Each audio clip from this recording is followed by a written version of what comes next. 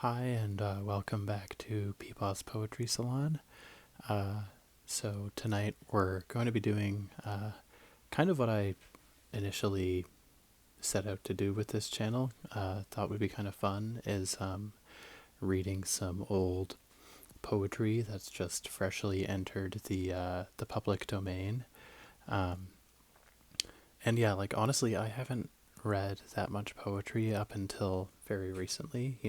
Trying to prepare for doing some videos like this. I really like writing poetry, and I've read some poetry for school and stuff. And I took a couple poetry workshops, so I have some exposure, but not really like that literate, that familiar with the history of poetry or anything. I've never really had a great context to like engage, go deep, and like develop a much of a taste in poetry. So I thought it would be kind of like, yeah, a fun entry point, like for me to start exploring it. And I've always really enjoyed poetry ASMR, like even if it's just incidental in someone's ASMR video that they read a poem. I'm always like, hell yeah, that's awesome. I wish there was more of that. So yeah, I I've got a kind of a few things in the pipeline right now, but um, what I want to get started with is the July 1926 edition of Poetry, uh, a what is it called? I think it's a magazine of verse, um, which was I've read the Wikipedia page for it. I honestly don't know that much about its significance, but if you've looked up a poem and saw it's on the Poetry Foundation is what poetry, like the magazine, eventually became. Seems like a lot of like really early important modernist poets got their start there, like T.S. Eliot and Ezra Pound, who we'll be reading eventually a little bit as well. Um, so yeah, uh, it's kind of like when you're setting out, like, what am I going to read from the entire history of poetry? Um, yeah, I thought like trying to read stuff that's like exactly 100 years old to the day would be just kind of fun. Turns out it's kind of hard to get it down to the day, but we're going to read some poems from this month 100 years ago. So, gonna get into it. I'm not going to read the entire July issue of Poetry Magazine from 1926. I've just kind of narrowed it down to uh, poems that I thought were, that had some juice or were kind of interesting. Um, Honestly, I was kind of amazed at like how inconsistent the quality of the poems was, given that this is like such a prestigious magazine. Um, but obviously, I don't know, standards have changed anyways. So all this is to say, I don't necessarily, uh, I'm I don't stand by all these poems, but they're going to be interesting to read. Uh, so we're going to start with uh, Howard Shaw Architect by Agnes Lee.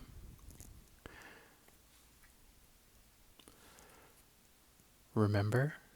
We the city shall remember, when living leaves of summer downward bend to kiss the leaves of stone on his carved lintels, and his white pillars through the dusk ascend.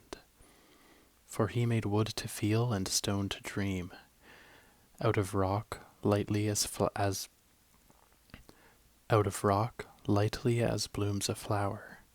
His sensitive hand evoked a spell. Remember, he is our silver spire, our lighted tower. remember?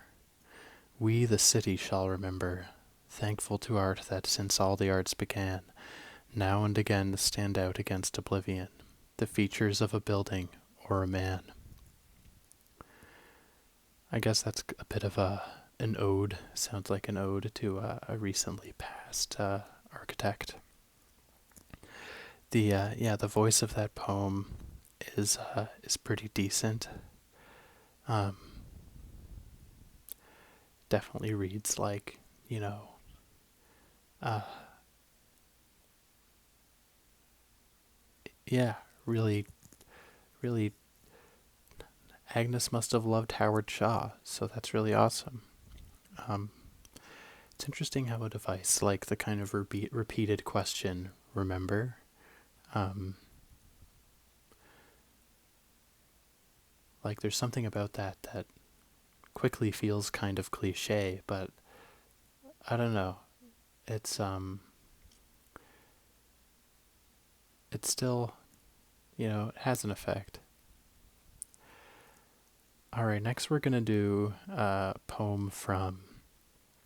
I tried to figure out who this was, but um, apparently some like anonymous English civil servant who probably worked for the East India Company or something. I don't know if that still existed, but some colonial uh, uh, branch of the British government who worked in Africa submitted a bunch of poems to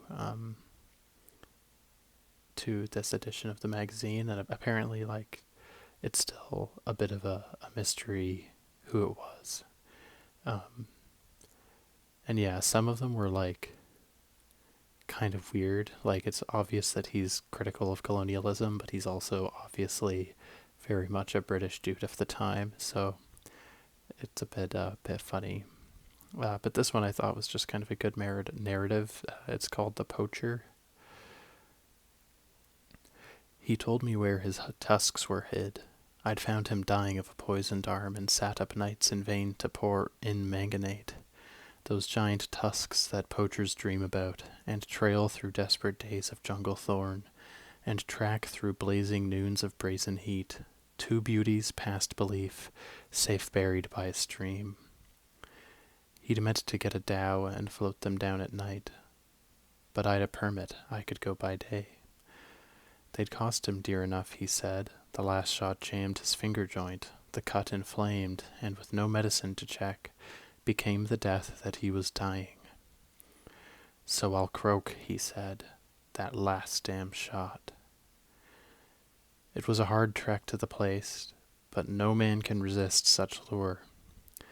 I found it right enough the bend, the tree, and could not wait the day, but in the moon, the same white light in which he'd slyly buried them, I sent the spade home, my black boys gaping on. He had not lied. Curved as a longboat's prow, the great tusks showed. Another spadeful of moonlighted earth, and then a rattling of dishevelled bones, discolored, dark, a skeleton outstretched upon the tusks, shot in the back to keep the secret safe. I knew then why he had smiled that crooked smile just as he died. That last damn shot. So, yeah, the My Black Boys thing is just a little taste. It's just kind of, it's just an odd way to put that, right? I don't know. But this was kind of honestly one of the vibes weren't too off in this one, so I thought it would be interesting to include. There's one other little one from this guy that I'll read. It's 3 lines. Never call yourself a man till your eyes have looked on death, and, smiling, you have bade him wait, and cool his porridge with his breath. And yeah, I like the porridge thing, telling him to cool his porridge. I just like that. Our next poem is from someone named John Dos Passos, and me saying someone named John Dos Passos is like obviously I think a lot of people probably know who this is, and I just don't know American literature, so hadn't heard of this guy. But apparently he's a descendant or like distant cousin of the Confederate General Robert E. Lee. Um, he started off as like a socialist, pacifist, visited the Soviet Union, and then kind of had mixed feelings about it. Um, and during the Spanish Civil War, beefed with Hemingway because, hypothetically, he liked socialism, but Hemingway liked both socialism and Stalin, and having visited the Soviet Union, John here was not a big fan of Stalin. Um, and with all that, by the 60s, apparently, he was a conservative who campaigned for Nixon. So obviously, this guy had a long development. So interesting. Um, so yeah, this poem is called "The Crimson Tent." It's kind of long. The wind blows up the tent like a balloon. The tent plunges, tugging at pegged ropes, about to wrench loose and soar above wormwood-carpeted canyons and flinty sawtooth hills, up into the driven night and the howling clouds. Tight, as a worm curls wickedly round the stamen of a fuchsia, a man curls his hand round a candle. The flame totters in the wind, flares to lick his hands, to crimson the swaying walls. The hands cast shadows on the crimson walls. The candlelight shrinks and flaps wide. The shadows are full of old tenters, men curious as to the fashion of cities, men eager to taste new tasting bread, men wise to the North Star and to the moon's phases, to whom east and west are cloaks pulled easily tight, worn jaunty about the shoulders, Herodotus, Thales, Democritus, Heraclitus, who watched rivers. Parian-browed, tan-cheeked travelers who sat late in wine shops to listen, rose early to sniff the wind of harbors and see the dawn kindle the desert places, and went peering and tasting through seas and wastes and cities, held up to the level of their grey cool eyes, firm and untrembling fingers, the slippery souls of men and of gods. The candle has guttered out in darkness and wind. The tent holds firm against the buffeting wind, pegged tight, weighted with stones. My sleep is blown up with dreams, about to wrench loose and soar above wormwood-carpeted canyons and flinty sawtooth hills, up into the driven night and the howling clouds. Perhaps when the light clangs brass and scarlet cymbals in the east, with drone and jangle of great bells, loping white across the flint-strewn hills, will come the seeking, tentless caravans that Bilkis leads untired, nodding in her robes on a roaring dromedary. Yeah,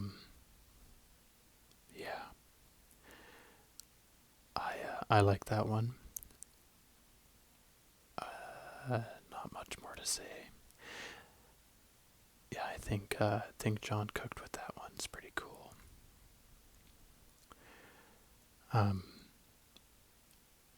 Next, we're going to read a poem from Idea Purnell. I found out a little bit about her. She had a Wikipedia page. Not everyone in this edition does. She's a Mexican academic, librarian, teacher, children's book author. She opened a gold mine in 1935, so she's done a lot of different stuff. Really mixed bag. She riveted airplanes during World War II, and then was an early adopter of Scientology, getting into it in 1957, and briefly serving as director for the Center of Dianetics and Scientology, leaving the cult in 1966. So another really interesting character here. So this poem is called "He is a Fairy Prince." He is a fairy prince in weird disguise. He shepherds wild geese on a flowered hill. From chilly midnight skies he takes his fill of silver winds and rides across the skies, they say, when winds are blowing. I don't know. Nobody ever saw him. But the swans have proud throats for him on the purple lake, and lifting white slow wings they rise and take their course whither he calls from clover lawns. Perhaps he is a dream or an old myth. Perhaps he is a legend. But one night I saw the great swan sailing in clear light across the skies. The moon he wandered with was carved like a great sword. He rode to war, and the planets were as swift as greyhounds are. Um, as a, an epic fantasy reader, I was like, okay, nice. Guy Gavriel Chaos poem. Good stuff. It's like, yeah, I'm not always a big fan of poems that just feel like fantasy. I'm kind of feeling that. I'm like trying to read some Ezra Pound right now, and Ezra Pound is all just like operating in this like mythic high cant thing that doesn't always really make for that good a poem, but I feel like this one's pretty effective. Here's another one from Idea, called the Harabe maybe, which I guess is a type of dance. 10,000 tiny steps in the summer dust, high heels spurn the ground. With skirts held wide, I shall throw my head far back to show my pride and whirl faster than the music. People must see how Juan's partner is fleeter than a river, falling in grace as does a waterfall, to leap as a wild mare startled at a call, with ankles fleeter than a fleet wing's quiver, while Juan, hands clasped behind him, shakes his head and stamps like thunder on the hollow ground. I must speed more swiftly than a doe is sped, to drop like a spent doe as his great bound lifts a leg in rainbow arc above my comb, and the audience breaks in quick applause like foam.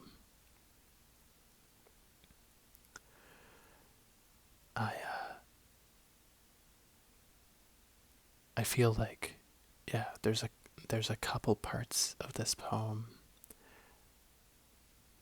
that I like. Speeding more swiftly than a doe is sped.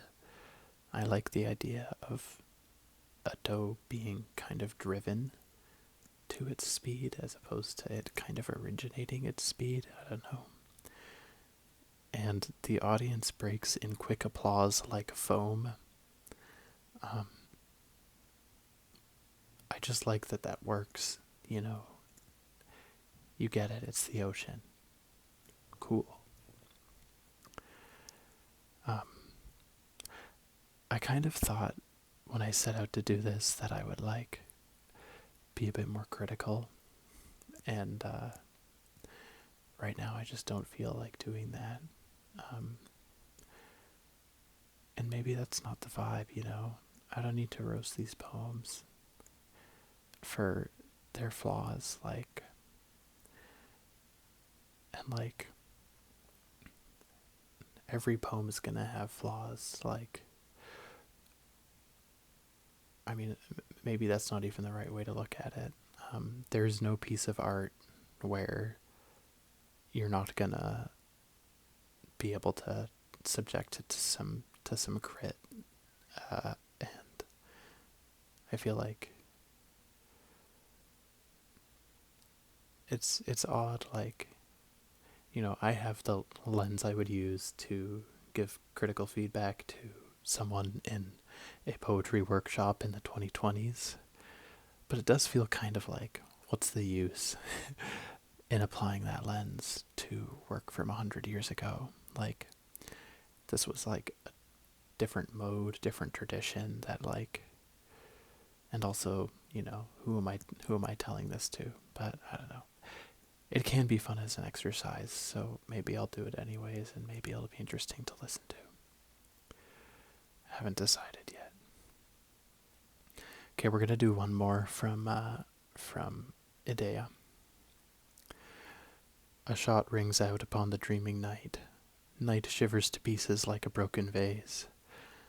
The stars arc spangled like the stars arc spangled on the sky like lace.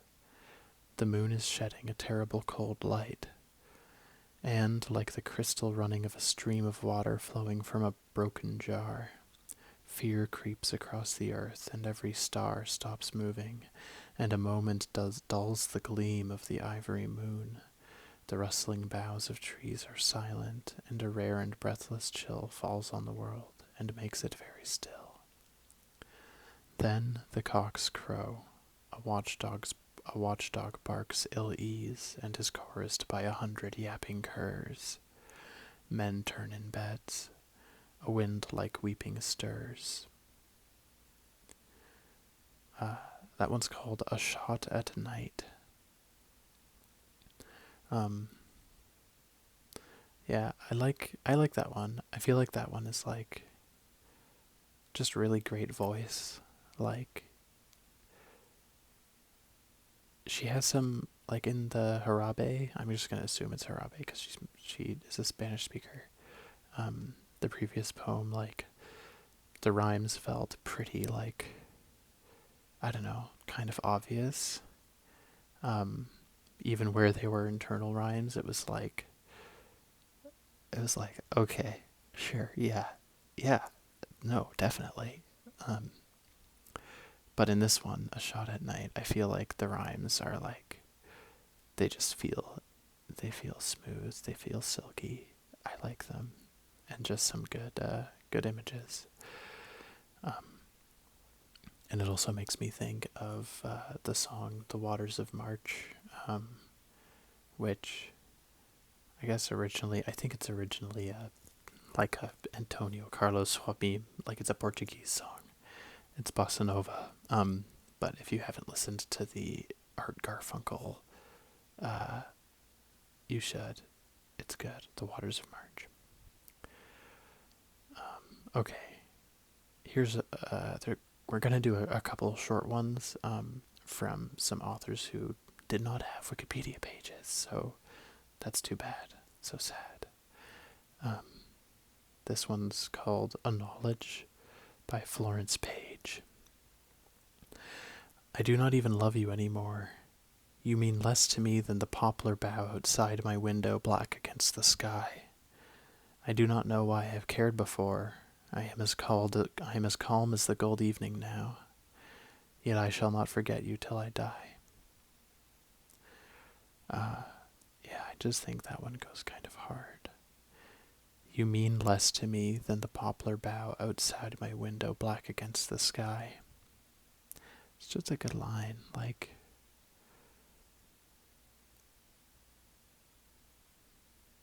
yeah. There's a lot of good poems I've discovered from this time period. A lot of my favorite of the kind of heartbreak poems I've read are like the Cope poems that are just so like, yeah, people were kind of making fun of themselves for Cope 100 years ago, and we still are. It's that kind of like we know it's Cope, but we still have to do it kind of vibe. It's like casting a spell on ourselves, hyperstition, whatever. Um,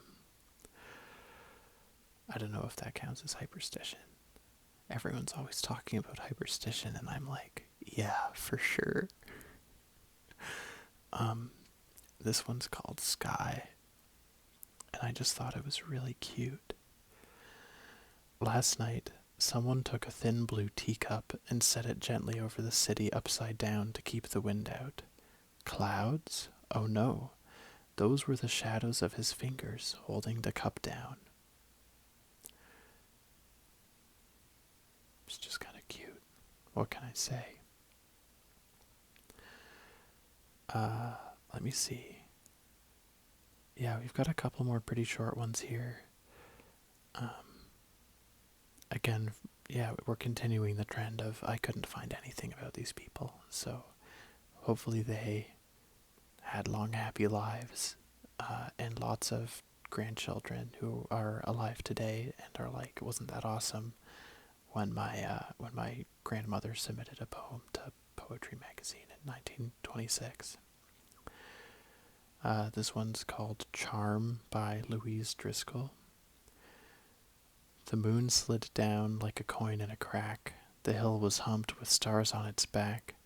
The creeping wind made dry leaves hiss, and the dark was the edge of a precipice, so I didn't move. But I set a charm to keep myself from any harm. Barred owl, cocklebur, locust thorn, bee tree, then things that I had seen and liked touched my skirts, and at my side were friends that slipped out from the still places where they hide.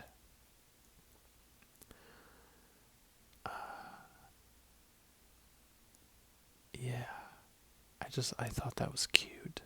Also, definitely cute, and I like dark being the edge of a precipice. I like listing just good lists: barred owl, cocklebur, locust thorn, bee tree. That's a good list. And I also relate to being afraid of the dark. I still sometimes get scared of the dark. You know, like I watched The Grudge pretty recently. And what I was saying at the time was, and my girlfriend was making fun of me for this a lot. What I was saying was, it's not that I'm scared of the movie. I'm scared of the dark because of the movie. And I think that's importantly different. Okay, two more. This is called The Philosopher by Catherine Newton. The gods must laugh to see him come, explainer of the soul, an earnest ant who drags a crumb too large to enter his hole.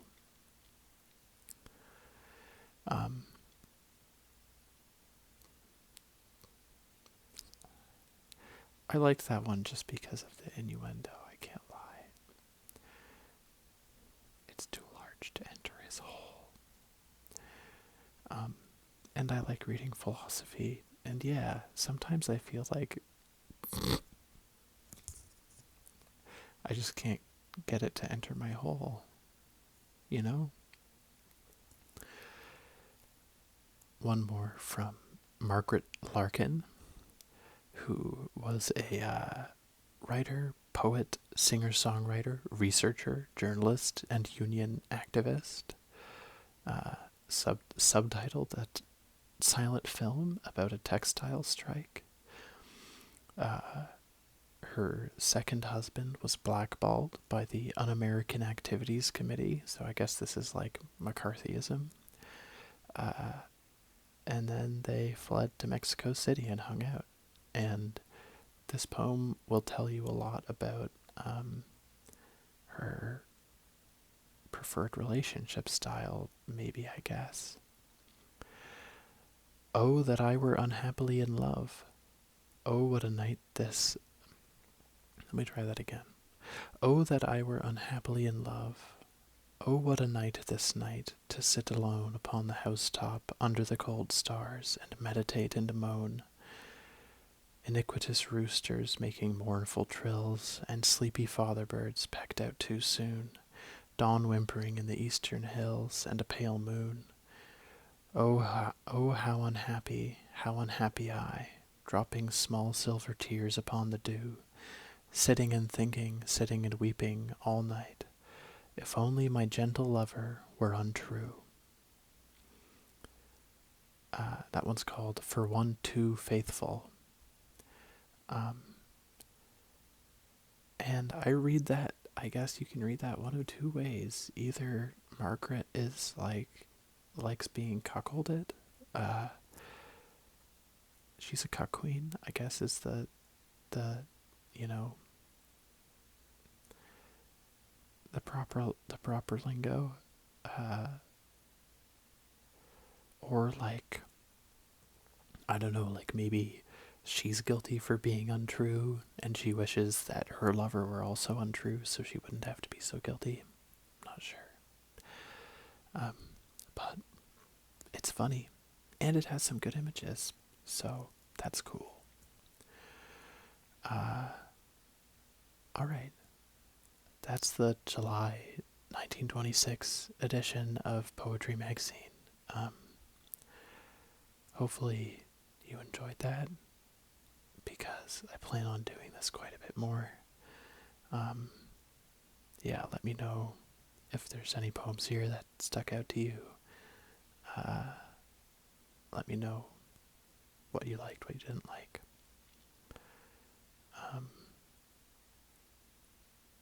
Yeah, we're at half an hour, so I guess I'll just stop.